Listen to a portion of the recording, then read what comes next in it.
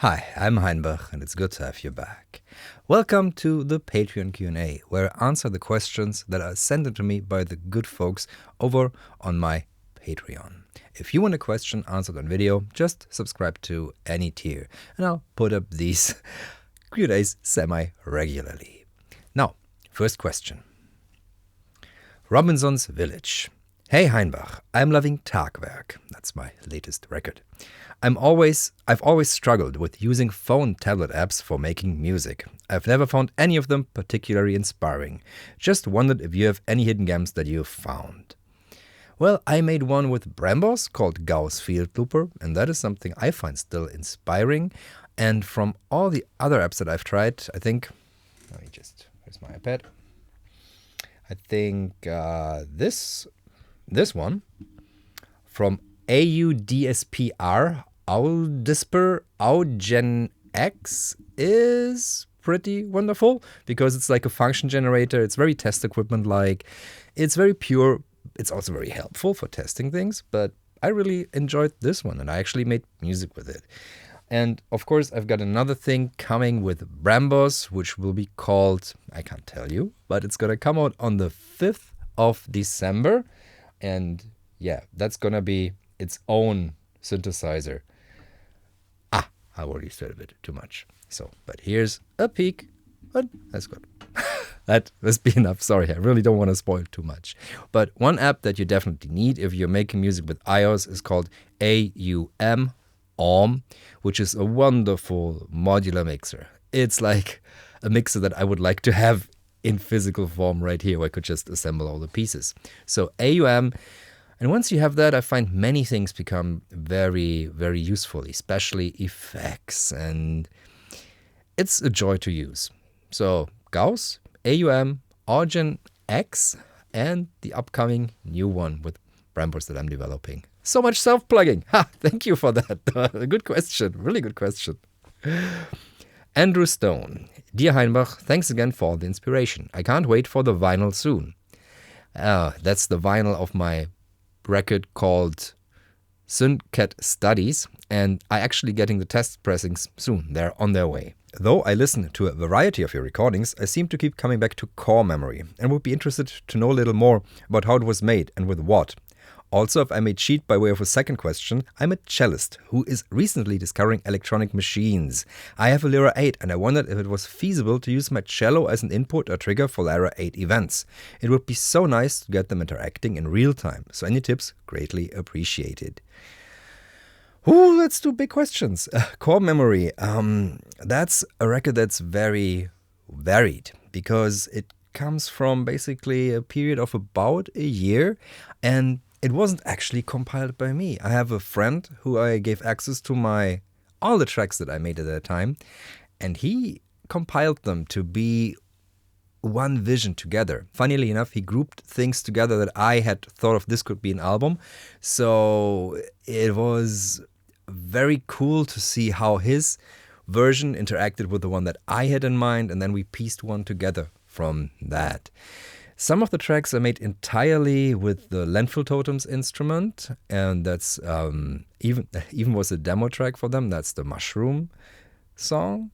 I don't know all the track names. There's so many, but much of it is one of those typical albums I put on Xyle, usually recorded when I'm on location back home in the Black Forest with a very minimal setup, using mostly Seattle Lombard instruments, paired with a few effects and tape and field recordings.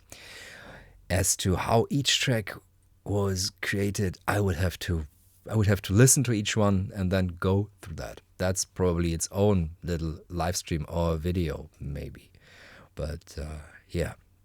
And the second question, the Lyra 8. You would need to find a way to transfer your volumes, maybe, to voltage. So you would need an envelope follower, and then you could use that to connect to one of those touch plates. And I think they have, because they have this organismic sequencer, they have like a board that you can plunk up top the Lyra 8, and then it gives you access to for these crocodile clip connectors. So if you had something that has an envelope follower, you could probably then use that to trigger, indeed, the Lyra 8. Michael Konomos.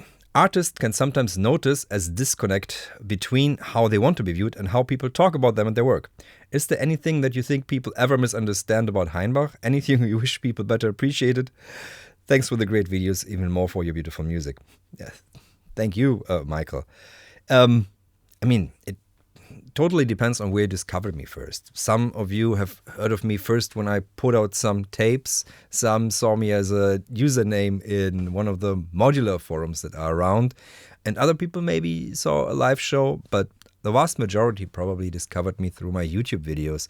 And there's such a difference with what video you see me first. For example, if it's the one from the Impulse Festival, where I do tape loops, or if it's one of the hate comments videos, that will prepare you for something very different than when you discover me through a video where I'm talking about a new synthesizer or something.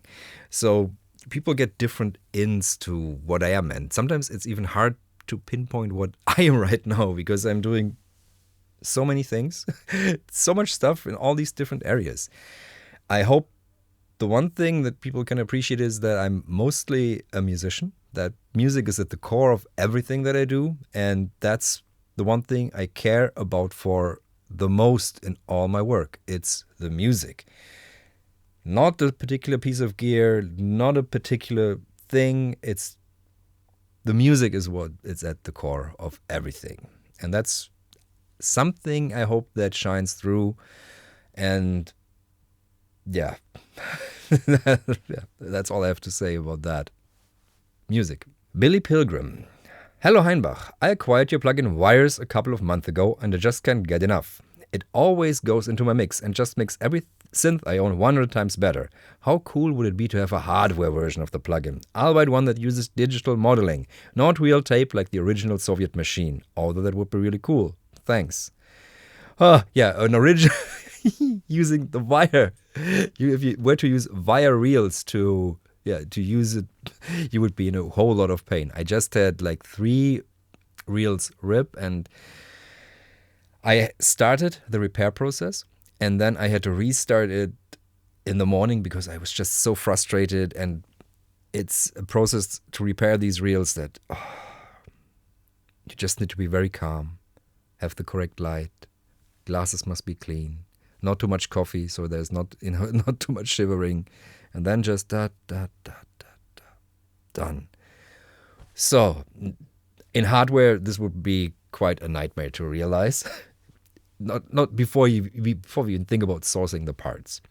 But for a modeling thing, there's a lot of power behind it. There's a lot of things that are hard to do with the pedal software right now. There's a lot of convolution in there, and then there's a lot of other things behind that require quite a lot of CPU.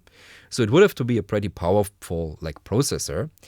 And I would totally love to work with someone on a pedal version. It's just that neither me nor Carlo have any idea how to translate something from the computer to a pedal form. We would need a partner for that. So I'm absolutely game for it because, just having that with me, come on. I mean, I rely on this and on the software so much in all my mixes. Like, as you said, even just putting it on the master bus, for example, just a tiny bit, it just works. That's a tip I got from a viewer, so thank you for that. But yeah, we need a partner to realize that. Green. Hi Heinbach. Just a big thank you for being Heinbach. Just revisiting all of your work. Do you have a favorite from your albums? Thank you, but a favorite. I mean, the very first Impulsgenerator, programmierbarer Impulsgenerator, which is more like an EP, but I'm really proud of that because it's such a raw and powerful and uncompromising record. There's literally me trying to wrest music from these test equipment machines for the first time. And I really, really appreciate the rawness of that record. So then there is Songs for Coco, a very melancholy album I put it on Opal tapes, which deals very much with the death of my father and his all the way leading up to that and the aftermath. that I really enjoy. And then one of the first ones that got me noticed was the record I put out on Limited Interest, the label that Alessandro Cortini and Ted Butler had for a short time. And that's a record about the Black Forest and about my hometown and about leaving that and not returning. And that has a sense of it that's important. I've cut something for all of the albums, but these are three that right now, at this moment in time, stand out. So check them out. They're all available. I think I put them all up on my Bandcamp, which is the best way to listen to music right now, I think. And I think they're also on Spotify, though. Jacob Stevens. Since the last Q&A, my wife and I visited Germany and loved it. The Black Forest exceeded all expectations of serenity. And we also had a great time in the Rhine Valley. Berlin was a little wild for my 40-year-old temperament, but it was great to visit Patch Point. My question is, can you please share any knowledge you have about getting the most out of contact piezo microphones? I have heard that they have a different impedance, a word I really don't understand, and therefore need to be amplified in a certain way to get a full frequency response. Thank you. Well, I've found that working with good amplifiers works a lot. It changes the sound of them quite drastically after you've done the best placement. So placement is extremely key to get the best sound. For example, when I think about, let me see if I can grab one. I actually have some semblance of order here now. So when you look at, for example, how the Ecalimbus by Patch Point, the Piezo, which is a pretty standard piezo as far as I know, is just led in deeply into the wood. And when you hear the sound that comes out of that, connected to the bridge as it is, it's just incredibly powerful. So this doesn't need that great of an amp because the signal that comes out of this is super good. So placement first, and then, a decent preamplifier that works well. So the Coma Field Kit is still one thing that works incredibly well with piezos, also because it has the EQ where you can tilt it to adjust it where you want, which is very helpful. And then a friend of mine, he swears by using like these very good, the Germanium preamps.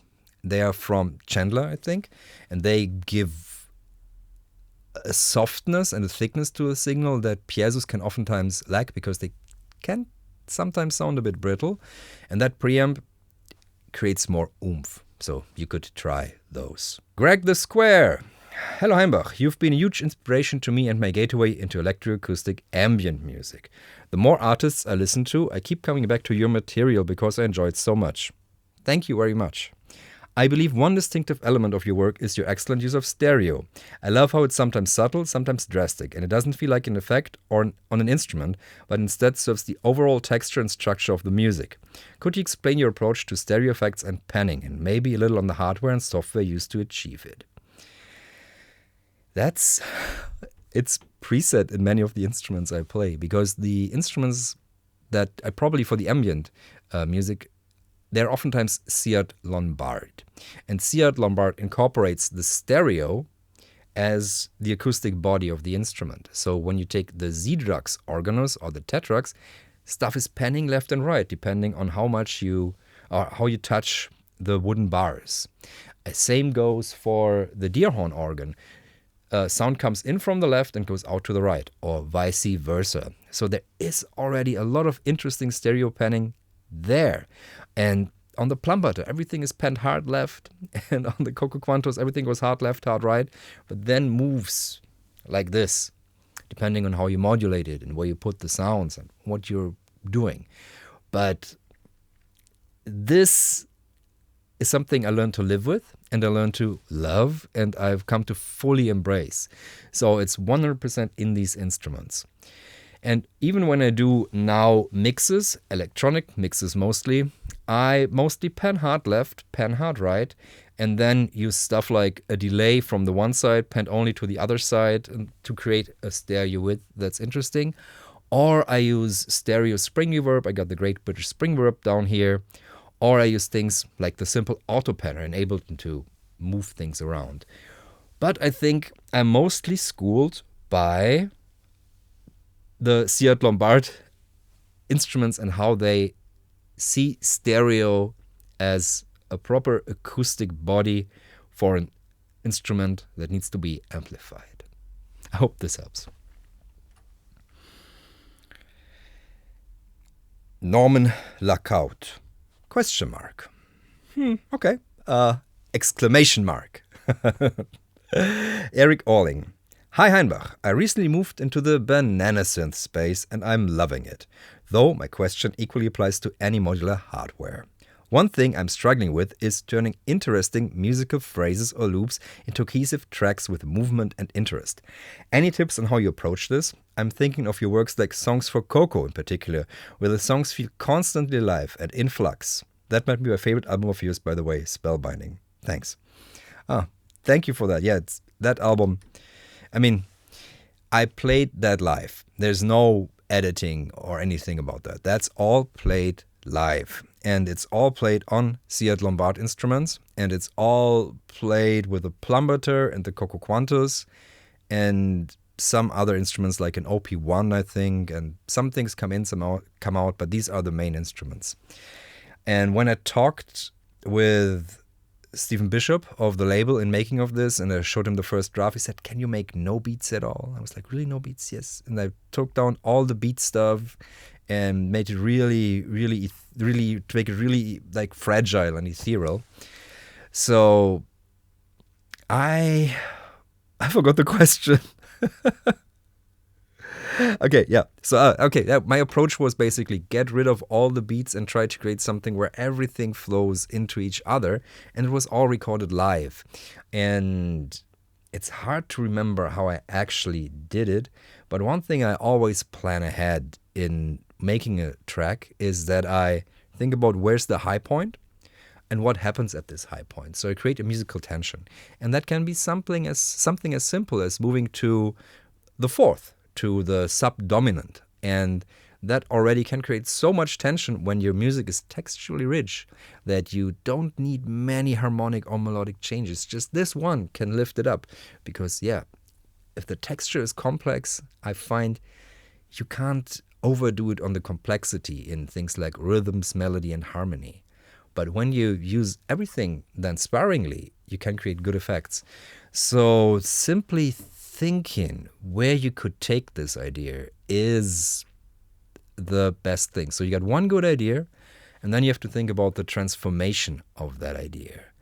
And then you have to figure out a way how to get to that transformation and then going back to it. So you're basically using a classical like song structure or a golden ratio kind of structure. But think, start, idea, show it, develop it a bit, build it up, change, and then go back. And all in one flow. At least is how I do it. And that gives it, for me, the music, this fragility and this sense of this can go wrong at any point, because it can. And I personally love that, especially in something that can pretty much easily sound static, like ambient music, where it's where it's all about the flow and gliding into one thing and the other. I hope this helps a bit. Bob Little, aka Clownfish Kazoo. Morning. There seem to be a lot of effects that can be controlled via CV as well, or instead of the more usual expression pedals. I was wondering if you had any experience and or tips for doing this. Thanks. My experience with that is mostly with the Moga-Foga kind of effects, and I've got a video called Phaser Drums, where I use the Moga-Foga phaser as a drum machine. And there I detail how I use offsets and how I use sequencing and modulation to turn this phaser pedal into a drum machine. And the Moga-Fogas, they were meant to integrate with the Moog modular system, or like a Moog Formel size modular. So there it works fantastically. To be honest, I haven't really much tried that with other effects, except for some Chase Bliss stuff, where I used the CV in to sequence, for example, on the mood. But I oftentimes am a twist the knobs kind of live guy, so I don't do too much of CV of pedals. Yeah, so check out that video on the phaser. I think that might be interesting to you, because sometimes there are ways which you can unlock in these pedals. Because with a CV, you can go to higher ranges than you can with a knob. And you unlock basically fantastic resonances. This is a great side effect of trying CV with those instruments. Shame that I discontinued. I would love to have them all. Kivillian. Hi Heinbach. Silly question. But have you played with the B Meowsy keyboard, and why is it the best synth of all time? I actually haven't, because everybody else has, so I never saw the point in like playing it. It might have been different if I would still be doing like a lot of theater, because come on, I would have bought 4 or 5 of those and had the actors play with that. Then there would be some true carnage, because it is pretty fantastic. That's a given. Christoph Frott. What is the place of music theory in your musical education and your musical production? It's always there. I mean, I had a bunch of it when I was young, in school, and I didn't go to music school, but I had music classes, and then by learning to play piano and playing in a band.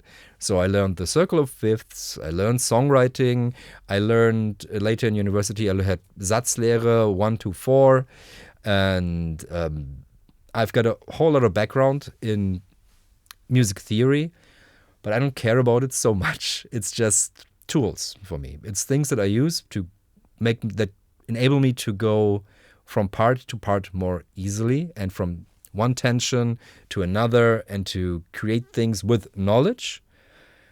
Because that ties in probably with the question before about how to get from one thing idea to a full song.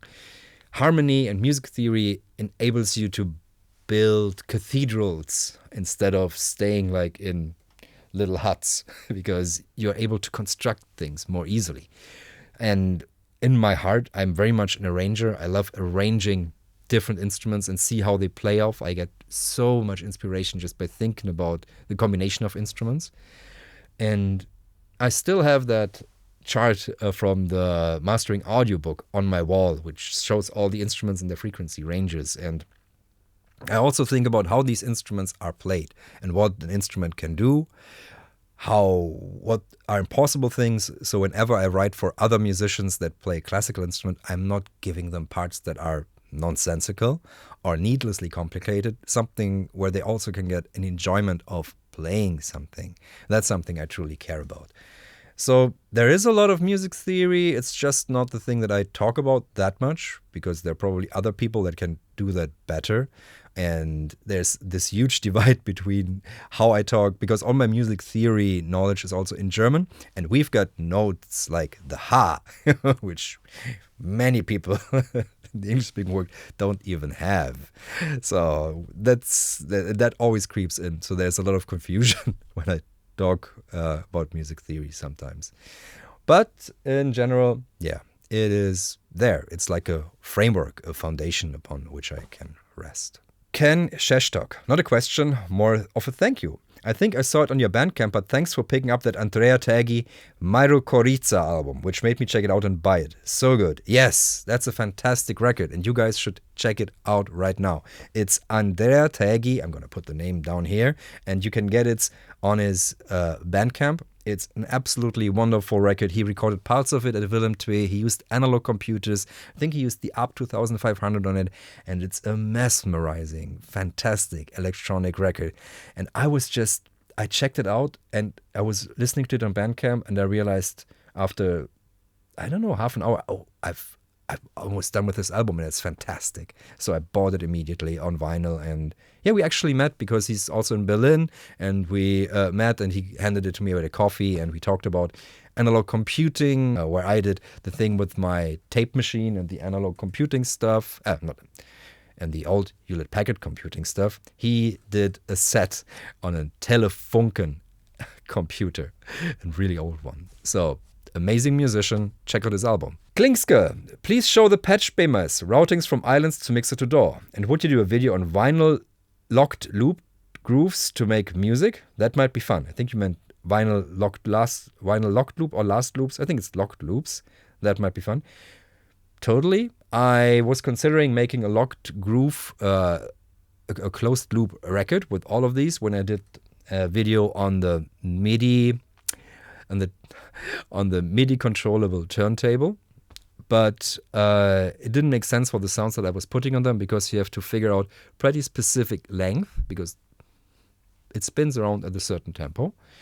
But it's definitely something I would be interested in the future. And showing the cable mess, it feels dirty, because it is dirty. But I'm gonna do you one thing, because it's not that bad going from and to all the islands, because I have these things, Kabelkanal, like a channel for cables where you step on it and it doesn't hurt your feet, and it's actually pleasurable to step on them, because it's like a little massage for your feet. So those are running all over there. But I'm gonna film now, and I'm gonna splice it in. I'm gonna film a look here, what it looks like right behind the mixer. So, oh my God, yeah, this is bad. That's behind my mixer. I don't know if you're familiar with the supposedly Chinese curse, may you lead an interesting life, or may you live in interesting times, which is meant, yeah, it's meant to be a curse, because interesting times are times where a lot of possible bad things can happen. I think I've made up a new one. May you have interesting adapters.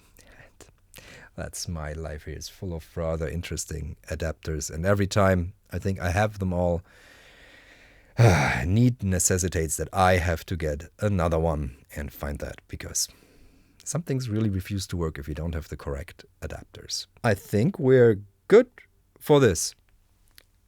Thank you all for watching. This was a lot of fun to answer, and yeah, next Q&A, I don't know when it will be, but just subscribe to the Patreon and I'll put up a link when it's time to ask the questions, and then I'll have it up for a week, and then I'm gonna record the video immediately.